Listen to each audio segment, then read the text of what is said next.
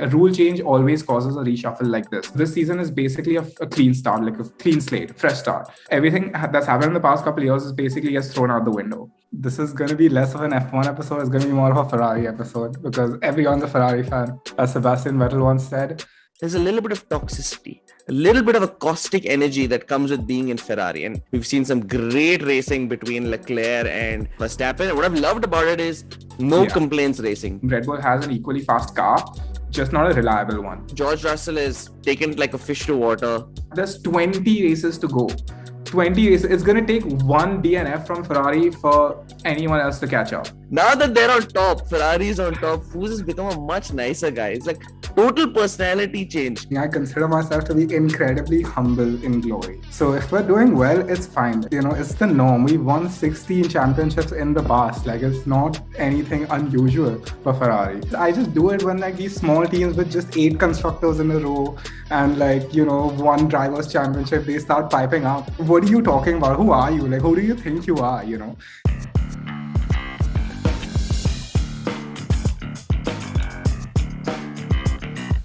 Hey everyone, and welcome back to another episode of All About Sports, the podcast, a podcast by the fans, for the fans. Before we get into this week's episode, a quick reminder of last week's episode.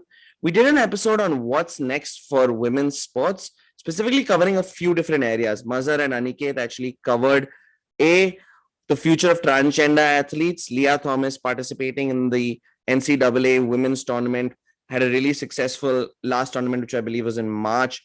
Some of the concerns that were being brought up for transgender athletes was a really broad discussion on that. And then we also looked at the future of other women's sports. So women's football, WNBA, and a few other sports. So do check it out. It was a really broad ranging topic. And I thought Mazhar and Gui covered it really well. This week, for those of you who know, Fuzail is on the call. Fuz, as you also may know him as, typically if he's on, it's an F1 episode. But more than F1, it's going to be a little bit of a Ferrari session. We're going to talk a lot about Ferrari. Fuz has already heard this once because we've been running for about 15 minutes, and in all my brilliance, I didn't press the record button. So there's going to be a little bit of a repeat for me and Fuz, but obviously to all the listeners and viewers, it's all totally new information. But Fuz, let's run it again. It's going to be a Ferrari episode for a lot of it, but talk a little bit about the history of Ferrari, or modern history, contemporary history, if you want to say. Since their 2007 victory, how they've come to where they are now, currently leading in the 2022 season, Charles Leclerc, number 1 in the drivers. And then we'll, after that, dig into just more broadly the 2022 season, what's gone on so far, some of the key teams in this race. We'll get into all that. But Fuz, for a second time, how are you and how's life? I'm good. It's nice to be back. Yeah, like I said before as well, this is going to be less of an F1 episode. It's going to be more of a Ferrari episode because everyone's a Ferrari fan. As Sebastian Vettel once said, even if they're not, they're a Ferrari fan. So I'm excited to talk about it. I think it's also one of those things where even if you're not a Formula One fan, their brand is just so big. You know Ferrari even if you're not an F1 fan. Yeah. So that's a great point, Fuz.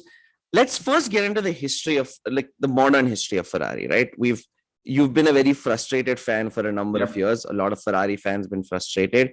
Last time they won the championship, 2007, Kimi Raikkonen taking the win on the final race in Brazil, goes ahead of Lewis Hamilton as well as Alonso in that iconic battle, which, he was honestly the underdog in as well, wins that race.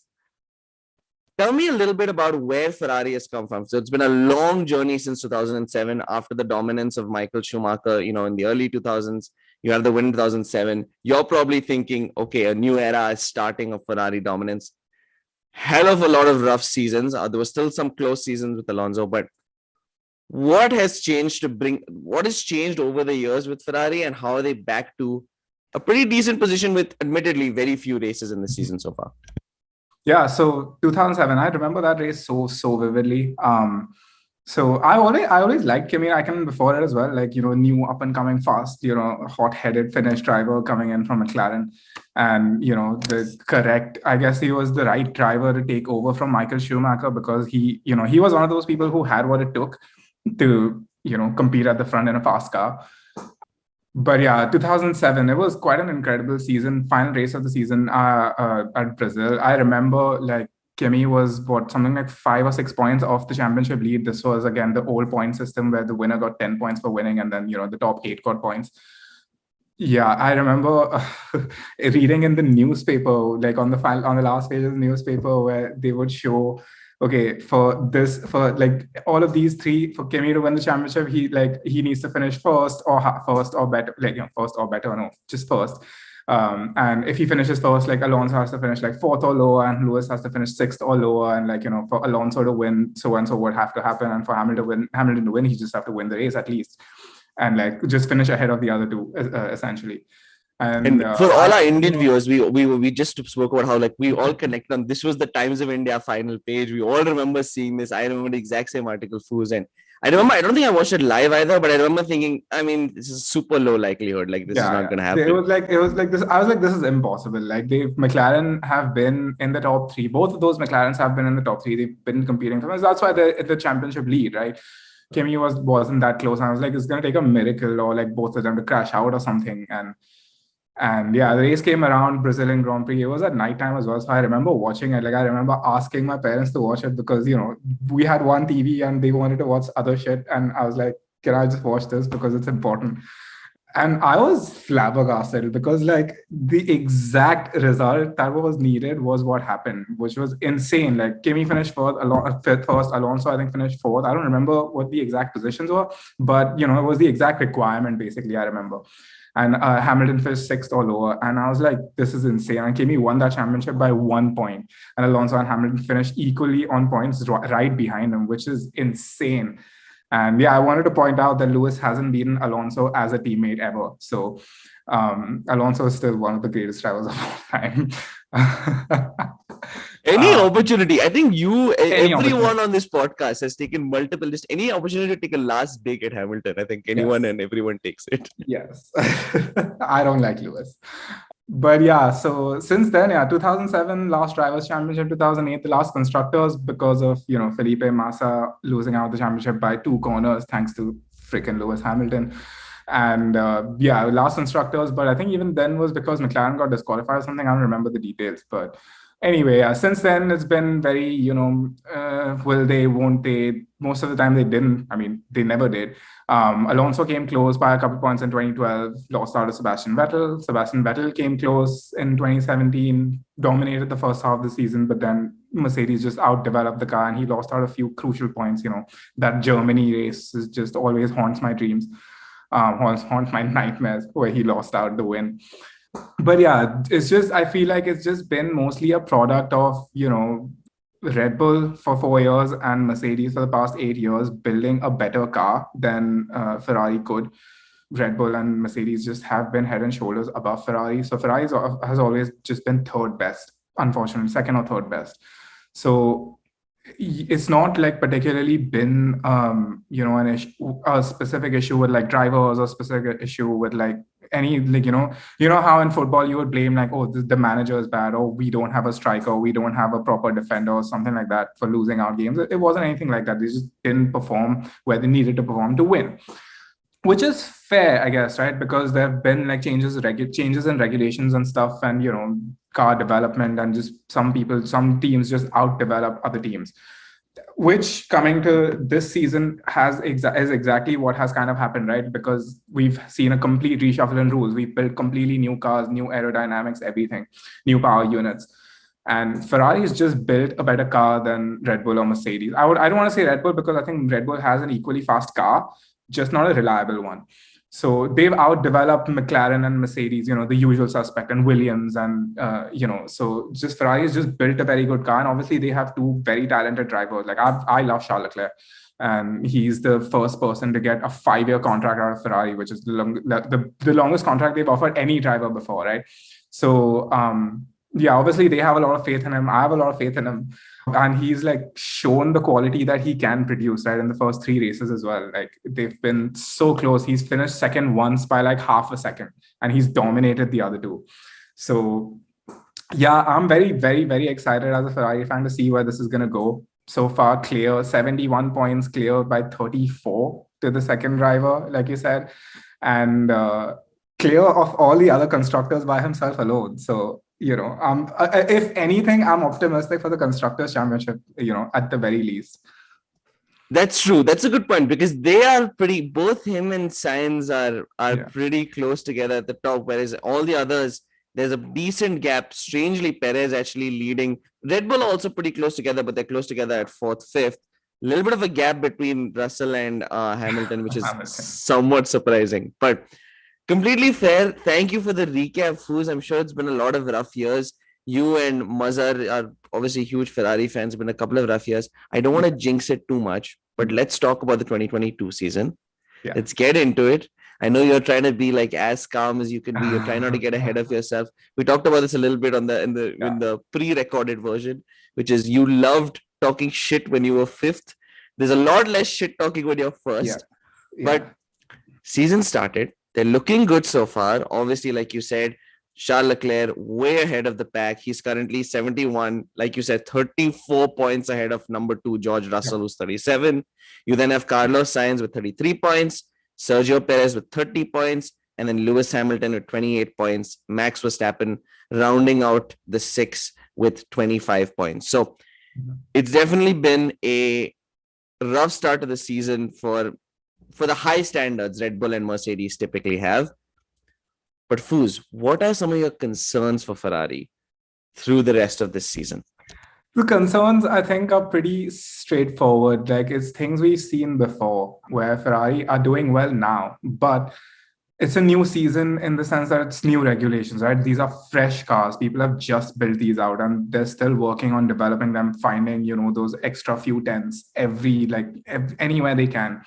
So I feel like Ferrari aren't outright the quickest car on the grid. I think Red Bull are very neck and neck. I think if they're pretty similar. The only thing is that Ferrari just built a more reliable car than Red Bull has. Red Bull has had 3 power unit failures in the first 3 races, which is quite incredible. It's the only reason they've lost out on so many points. The only concern I would have, like I said, we've seen before with Mercedes out developing Ferrari over a season as well, right? So yeah, new car, people are, still figuring things out. And my only concern would be the other teams will figure out more things quicker than Ferrari can. So if Mercedes start producing a better car than they have currently, if McLaren start producing a better car, if Red Bull figures out their power unit issues, that would be cause for concern. Cause for concern in the sense, now it's competitive. Now we're not in a comfortable position that, okay, I know going into a race weekend, Leclerc is going to win. Leclerc leads out of turn 1 and Leclerc wins. Like we've seen with freaking Hamilton for the past 8 years. That sort of comfort isn't going to be there. So, no huge cause for concern because Ferrari have gotten it right so far. And obviously, I would be optimistic that they would continue to do that. They would continue to develop themselves as well. Clearly, they've got a good, base package to build on. So that's good to see. Like, if you're starting ahead of everyone, you're going to, probably finish ahead of everyone. The concerns are usually development because Vettel started the season well in 2017 and then Mercedes just built out a better car and then Hamilton started dominating those races again and won the championship ultimately. So, and credit to Ferrari to making the business decision to say, let's focus on the 2022 season. Yeah. Obviously, we knew this was going to be a different season because of all the rule changes. Credit to FIA where it's due. They said they wanted to build a system where there was more heated racing, more competitive racing, more competition at the top. We've seen some great racing between Leclerc and Verstappen. And what I've loved about it is no complaints. No complaints racing. Both guys admitting it's good racing. Obviously, Leclerc just has had the luck a little bit also because of the engine failures of Red Bull so far this season. But great racing that we've seen from those two at the start. And credit to the FIA for the rule changes. We saw a lot of teams that have made that business decision to say, hey, let's sit out, the 2021 season. We're not going to take that one too seriously. We're going to focus on the 2022 season. The 2 Ferrari teams specifically, right? Ferrari, Haas using the Ferrari engine still, I believe. Yeah. Maybe making Alfa Romeo as well. Alfa's done pretty well. Bottas finished in the points a few times. Yep. So completely fair. All of them kind of making the similar business decision to focus in on the 2022 season. The obviously rule changes were pushed back a year because of COVID. It was initially supposed to be 2021, but been great racing so far. I do want to hit on one small point that you had about teammates. because you spoke a little bit about Fuz, how you can't really point your finger at exactly one thing in Ferrari. Yeah. The one thing, though, I want to call out is, irrespective of how good or bad Ferrari is, sometimes there's a little bit of toxicity, a little bit of a caustic energy that comes with being in Ferrari. And maybe it's a bit harsh, maybe because they're the page 3, the glam and the glitz of Formula One, they get more, probably some undue attention that they don't want. But we have seen tension brewing between Fernando Alonso and Felipe Massa back in the day. I think Kimi Raikkonen pretty much gets along with anyone he races with because he doesn't talk that much. So him and Vettel seem to do great. But when you had the Vettel Leclerc, we all remember that US Grand Prix, the crash that they had. So there was that tension there. Leclerc and Sainz, two phenomenally lovable F1 drivers, I want to say. How important will that be? Because I actually think they mesh together really well. And I think Ferrari needs to rebuild their image a little bit. And I think Binotto with those two are reasonably lovable, quiet, non-caustic characters. How important do you think that could be as the season goes along? And there's going to be competition between them too. At some point, they're going to be racing each other. Yeah. No, I think that's a very good topic to bring up. Here are my, I haven't put a lot of thought into this, but here's my initial thoughts. I think if this, like the current norm goes on where Leclerc keeps winning and Sainz is finishing second, third, because see, I feel like right now, even though Ferrari has had a good car, Sainz hasn't been near Leclerc. So there's been a very evident gulf between them. I think if this carries on for the next 3 or 4 or 5 races, Leclerc is consistently finishing, 10 seconds clear of Sainz, they're just going to fall into those roles. Because I don't think that if Sainz is 10 seconds off Leclerc, he's going to be behind Leclerc. He's going to be behind Verstappen and Perez because the Red Bulls are that close as well. Like we saw in Australia also, he made a mistake and ended up DNFing on the opening laps. They will be racing each other, but I feel like if they aren't close enough in the championship, then there's going to be team orders because the championship matters. The championship supersedes a single race. But the other thing, okay, so take a hypothetical scenario where that wasn't the case, where maybe Sainz, produces a few good results and finishes ahead of Leclerc, and they're back battling each other as well. I think that in the modern era, teammates and between them, like rivalries between them, have been much more like cool-headed. They've not been, rash. They've not been ridiculously bad. Because you can see, like we've seen Hamilton and Bottas battling. I've seen that live, right? Like I went to the US Grand Prix once and I saw them go side by side in front of me, and like it was amicable. Like they didn't do anything stupid. Like obviously there are bad examples of this as well, where Hamilton and Rosberg would like literally on purpose crash each other out. And I don't think that happens that much anymore. Like I also feel like Leclerc specifically is a very, very calm, cool-headed driver. He's been on, like, even the first 2 races we saw, he was under a ton of pressure, but he handled it like a champ. Like he handled it so well. He handled the pressure from Verstappen so well. And both of them, like Verstappen, we consider like a hot-headed driver, but he's still not produced any issues against Leclerc, right? So I just imagine that even if they are battling, like both of these guys seem to have the kind of personality where if they were side by side with each other, they would be respectful. They would understand that, the team comes first, and both of us crashing out is going to be detrimental to both of us. So let's not try anything stupid. Like I know we know we want the points, but like the team comes first. Hopefully, I mean, that's just my impression of it. Hopefully that's how they think.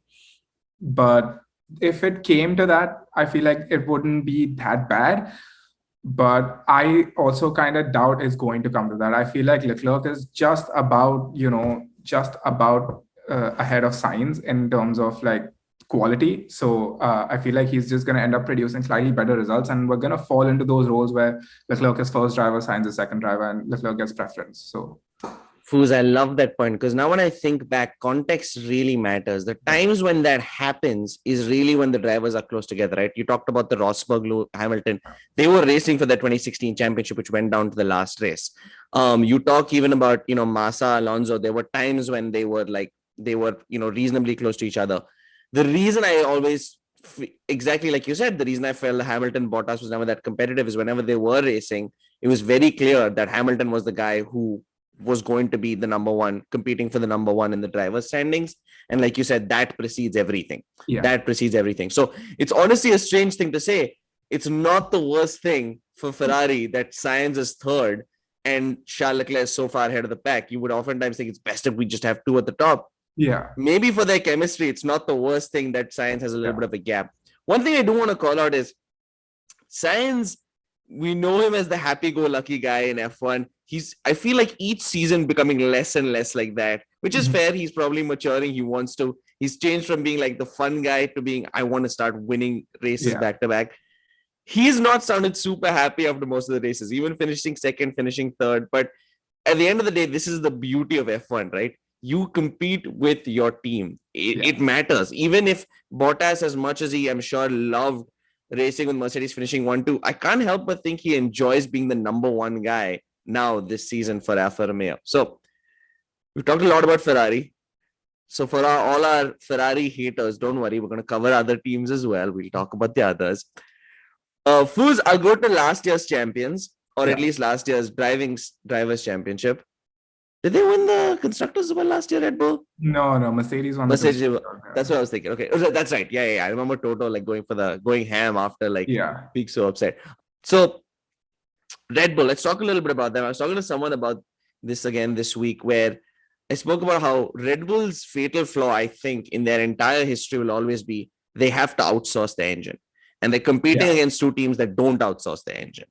Yeah. So, fair enough. But again, that has also changed this season, right? So it's called the Red Bull Powertrain now. So they've basically taken over Honda's power unit and they're branding it as their own. And they're just using the Honda IP because Honda pulled out. So it's kind of their own engine. They're developing it with Honda, I guess, but without the Honda branding. Oh, that's a good point. I actually didn't know that.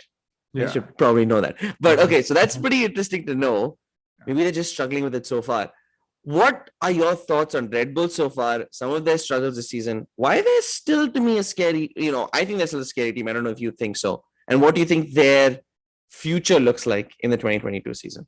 Honestly, yeah, I think Red Bull, like I've mentioned a few minutes ago, I think they've built a car that is as quick as Ferraris. They've built a car that is quicker than Mercedes and everyone else. I don't quite know where the reliability issues are coming from. It's a little interesting to see because, reliability issues haven't been something that have been a part of Formula One in the past couple years, at least. Like, I don't remember seeing a lot of engine failures in the past few seasons, which caused DNFs and, swung the championship, for example, like since 2016, at least that's the last time I can remember. So it's a little strange, but I also think it's because, like I said, it's new, right? Like there's still a lot of kinks people are figuring out. These teams are trying to figure out. McLaren was struggling with their brakes in the first couple of races. Mercedes have been struggling with porpoising in the first couple of races, and it's just a lot of like smaller things. But yeah, like I don't think there's been a lot of information on what the Red Bull failures are stemming from. We saw in the first race, both of the power units failed. We saw in the third race, only one of them failed, and Checo was able to get that podium. So it's interesting. I think if they figure it out, they're going to be competitive because we'd say that it's a 34-point gap after 3 races. Yes, it is, but it's only a 34-point gap. There's 20 races to go. 20 races. It's going to take one DNF from Ferrari for anyone else to catch up, right? So it's still a long season. It's still going to balance itself out, I feel like. I mean, I hope it doesn't, but I feel like, it's just going to inevitably going to happen. Like if Ferrari end up producing a double podium 23 races in a row, I will be impressed. Like they would deserve the championship at that point, right? So yeah, let's see. I feel like if, like I said, it's just more about development and, whoever can figure it out quicker, whoever can figure out the issues quicker. Like I don't know if I mentioned, but McLaren in the first 2 races, they were nowhere near the top 10. Third race, they were easily the 4th best team, right? They were the best of the rest, where they put both drivers in the points. So clearly they've brought in some upgrade packages. I know Mercedes were going to bring in upgrade packages at Australia, but it got delayed for some reason. So it's going to be at the next race at Imola. So who knows? They might produce the quickest car on the grid at that one. So it's all very uncertain because of how new everything is. And it's going to be interesting to see. We'll just have to hope that, Ferrari, like as a Ferrari fan, I would hope that they can also keep up the development pace and keep up going faster than the other teams. But yeah, I feel like if Red Bull figure out the reliability issues, Max is obviously a very talented driver. We saw, how quick he can be, and he's been the one who can compete with Leclerc in that Ferrari car, and it's just insane. Like I wanted to point out, like we mentioned how the FIA, we want to give kudos to the FIA for producing these regulations to produce close racing. It is very true, because before this, until last season, it was very hard for the car behind to follow the car in front because of dirty air. But they've reduced the effect of that so much, where the almost like the entire race, Verstappen and Leclerc were within a second of each other. That wouldn't have been possible before that, but they produced it, and they kept overtaking each other. Like Leclerc and Verstappen was swapping places on the same lap, like 3 consecutive laps in a row. So it's incredible. Like as a fan, even as a neutral, just being able to see that is insane. Like I'm just so glad, because there's a lot of new fans, obviously, in the past couple of years, thanks to Drive to Survive. I've had more people to text during a race, which is also incredibly fun. And it's like, dude, this is amazing. Like they're just like constantly going at each other, and you never know who's gonna come out in front. So yeah, it's been an incredible experience. So I'm very happy seeing this. And Fuz, it's so fun to watch, because they're almost in particular points, they're letting the other person take the lead so that they can get the DRS and then hit a straight, hopefully. So it's been beautiful to watch them. But Fuz, I have to call out something. Mm-hmm. You are being so nice. There's such a different, I call this out even the previous recording, so nice to Max Verstappen. He's a guy, he's the only guy who can compete. Please go back, our viewers, listen to the amount of shit these people have talked about Max Verstappen. Now that they're on top, Ferrari is on top, Fuz has become a much nicer guy. It's like total personality change, complete personality change. What is going on, man? No, see, as an F1 fan, as a football fan even, and like just as a human being, I consider myself to be incredibly humble in glory. So if we're doing well, it's fine. It's, it's the norm. We've won 16 championships in the past. Like it's not anything unusual for Ferrari. All these it's just, I just do it when like these small teams with just 8 constructors in a row and one drivers championship, they start piping up. It's just like what are you talking about? Who are you? Like who do you think you are? It's just, I just need to bring those people down. And like obviously there's so much to lose, man. Like there is a championship lead to lose. It's not like, oh, Ferrari finished first and no one expected it, so fuck you. It's like, yeah, Ferrari's gonna win. Now, if they don't, it's gonna be like, it's gonna look bad on us. So humility is important, like Charles Leclerc, when he wins, he doesn't like, yeah, fuck yeah. He's just like, yes, the team did well, we did well, we worked so hard for this, and still we rise. You know what, Fuz? You might be the caustic energy this year in Ferrari. I'm trying to bring it out of you. That's the issue. Everyone's being too nice right now. That's the problem. That's the only thing I want. I want some fire. No, I don't want to be the caustic energy anywhere. I like talking shit, but it's fun when it's at someone else's expense. Right now, it's just like, it's like if you call someone good, bad, it's just funny. But if you call someone bad, it's just like, it's just mean. Sad. Yeah, it's just mean. Like, it just sounds like I'm poking fun, kicking someone while they're down. I don't like doing that. Yeah, I'll just bask in the glory while I can. Hopefully this lasts until the end of the season and there is something to be happy about. But yeah, there's just too much to lose. So I'm just going to keep calm until, it's actually real. And, because, we saw last season how the championship isn't over till it's over, until we cross the finish line on the final lap. So yeah, I'm just going to keep my mouth shut until then. I know listen, I mean, I'm so glad there haven't been any DNFs due to a hit so far, because Leclerc and Charles especially have been, Leclerc and Max have been so close together. Yeah. But so far it's been good. But, anything, like you said, 34 points seems like a lot. But in the new point system, a 25-win race and 1 person DNFing, which has been the reason Red Bull are so far behind, honestly. Yeah. Because if they stayed on, they're likely going to be around the podium, right? I mean, they're really, really close to that. I believe even last season, I remember they had a couple of DNFs, which is what made the title race so close, because Verstappen was to some extent running away with it.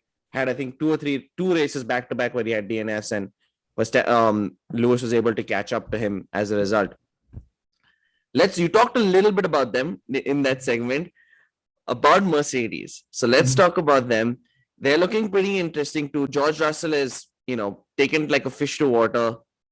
We always knew he was going to be a good racer in Mercedes. They were pretty much counting down the hours till they could kick Yeah. Bottas out and bring Russell in. It was pretty much a given for probably, maybe since George Russell was 12 years old, that he was going to be a Mercedes driver. They will be a team that develops their car. Mercedes is never a team that takes things lying down. They're going to develop this car. They're going to make it better. What have been the issues so far, Fuz? What are they going to be doing to fix it? As this, you already talked about some of the car upgrades. Yeah. What do you think is going to be the difference going forward for them? I think all Mercedes powered cars have kind of struggled. I don't know if they've had heating issues or what, because Mercedes have gone with a completely radical design where they've got basically no side pods. So I don't know if they're struggling with engine cooling. I don't know if they are struggling with their aero package, because they saw more porpoising, the porpoising. I just want to quickly mention what that is. Basically, when these cars are going really quickly on a straight, so these cars, the new designs have been produced such that they produce some sort of downforce effect from underneath the car, where there's more air passing underneath the car, and they produce some sort of downforce, basically reduces the effect of dirty air when they're following a car in front. So what has happened is there's some sort of issue with the suspensions, where the cars are at a high speed, they are bouncing up and down a lot. Which, if you would need to see that to see what exactly I mean by it. But when these cars are going really fast, so if they have a more of a clearance, so the downforce effect comes in, and then when there's not enough air passing because of it, it loses downforce again and comes back up. And then now there's more air, it goes down again, comes back up, goes down again. So it's just that effect, which kind of it's basically the drivers are constantly headbanging because the car's shaking so much.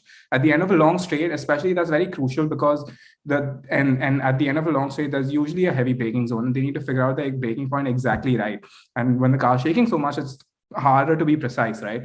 I feel like they've handled all of the drivers have handled it really well, but yeah, I think it's just some issue, losing downforce, creating more drag is just kind of being detrimental to them. McLaren, however, have kind of figured out some of the issues, and they produce a fast car in the third race at Australia.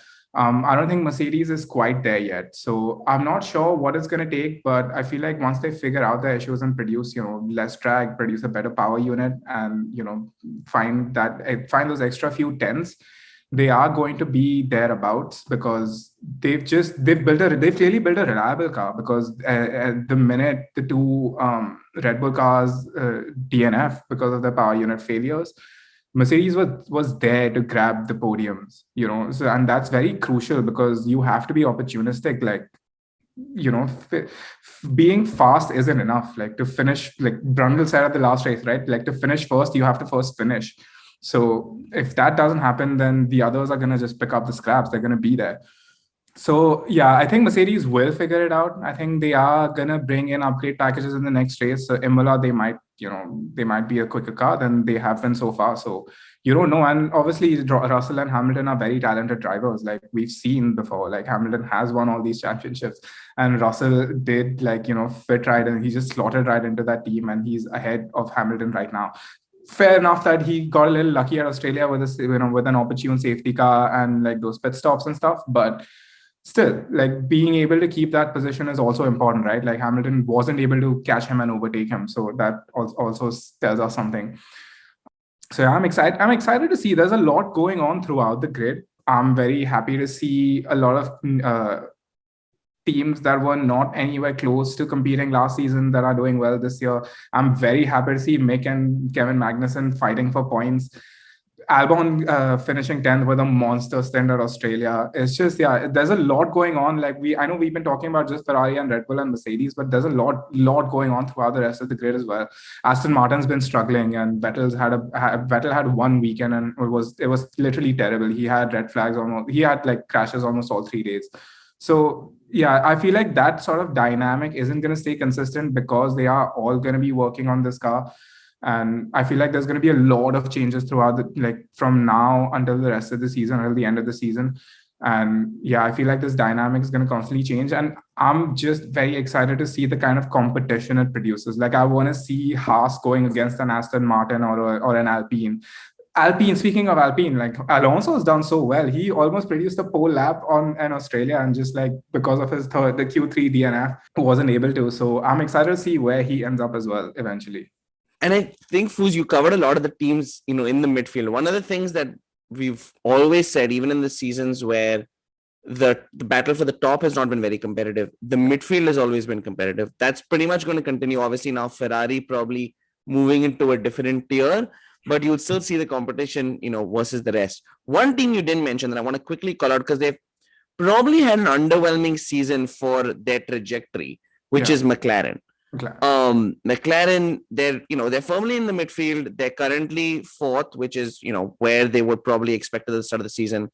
But with the way they've progressed these last few seasons, them, especially Ricciardo, probably expected more of a jump. What do you think of them this season? I don't think that they've been that disappointing, but I don't think they've exceeded expectations in a way that I thought they might. No, I feel like they've kind of underhit expectations because the first race, they were, like I said, they were both like towards the back of the grid. And, that's not where you expect McLaren to be given their rich history as well. And the kind of, like I said, the development they've had over the past couple of years. They've also got very good drivers. So, and like they did well in Australia though. So they are fourth, I feel like, by virtue of doing well in one out of the 3 races. I think like if they can keep this up, if they can, figure out their kinks, right? Like it's basically all teams just working through issues right now. They've not all got reliable cars and they're trying to improve it. They've got barely working these like fast machines that are, they're just trying to hold together right now. So if they figure those issues out, I think McLaren have a very good chance of probably competing with Mercedes, but I don't know. Like, I feel like Alpine, Mercedes, and like McLaren are going to be in around the same tier unless, Mercedes outdevelops them. But they would have expected to do better. They would have expected probably to be around where Mercedes are right now. They would have probably expected to be competing for at least third. Obviously, everyone wants to win and everyone wants to win races and win championships. But that's, realistically, they would have expected to be a little bit better. So yeah, let's see. I feel like there's like, I don't have enough information to say where it's going to go. I feel like all of this right now is like so uncertain that it remains to be seen. Like I feel like that's going to be my answer for most teams, right? It remains to be seen. A rule change always causes a reshuffle like this because we've seen in the past where Mercedes came out of nowhere. Mercedes hadn't won shit before the 2013, 2014 rule changes came about. And when the hybrid era started, they just produced a monster of a car. And right now it's been Ferrari that's been doing well. So yeah, it's just it's hard to predict because this season is basically a clean start, like a clean slate, fresh start. So everything that's happened in the past couple of years is basically just thrown out the window. So Fuz, I'm gonna hit on the point that you ended with. It's really hard to predict. Yeah. But that's exactly what we're gonna make you do. And I'll join in too. I'm gonna jump in with you. I'm going to do the same, but we got to put your money or at the very least some pride on the line. Yeah. I'm going to go into some predictions. You did a really good summary of the season so far, the teams in contention. I'm going to ask you to make some predictions. I got a few questions lined up for you. Question number 1. I'm not going to make it as easy as who finishes first. I want you to say top 3 drivers in order. What do you think? Drivers as well as constructors. 1, 2, 3. I'm not giving you just one because one I think you could quickly get over and done with. Okay. Drivers. I think my top 3 is going to be Leclerc. It's going to be Verstappen. And I'm going to go bold with Hamilton third. Yeah, I feel like 3 different constructors are going to have the top 3. But I don't know. I feel like Sainz and Perez will prove me wrong. But yeah, it's a bold prediction, but it is what it is. That's what I'm thinking because I feel like something's going to change and I feel like Hamilton's going to start scoring a lot more points. Okay. But let's see. So yeah, Leclerc, Verstappen, Hamilton. That's my top 3 for drivers. And constructors, I think I'm gonna play this one a little safe. I think it's gonna be Ferrari, Red Bull, and Mercedes in the top 3. Okay, so I agree with your constructors. I have the same constructors. I would say Ferrari, Red Bull, Mercedes. But on the driver side, I'm actually going to go Leclerc, Verstappen. I think Russell. I think Russell's just going to keep going on his merry way. I know he's technically 1B in this Mercedes team, but I think he's gonna keep things going. So we're both just discounting Sainz and Checo now. Basically, we've kicked Sainz and check out. You know what? I think Sainz, a smooth operator, has gotten less nice each season, and I think he's not. He's losing the man he once was. So I don't. I don't think he finishes up in the top 3. Interesting. Yeah. With that, best of the rest. Who is the constructor that's best of the rest? I think it's basically between 2 teams as of now. Probably Alpine, McLaren. Who do you have? I want to go Alpine just out of a little bit of a bias. I want to see. I have the exact same logic. I want to see Alonso do well, so I want to see Alpine finish 4th. You know what? I have the exact same mentality, but just to change things up, I'll go with what I think is the rational choice, which is I think McLaren. So I'll stick with McLaren on this one. There's usually last few seasons, because of weather, some nonsense. Typically, there will be one race where a non-top 3 constructor team driver wins a race.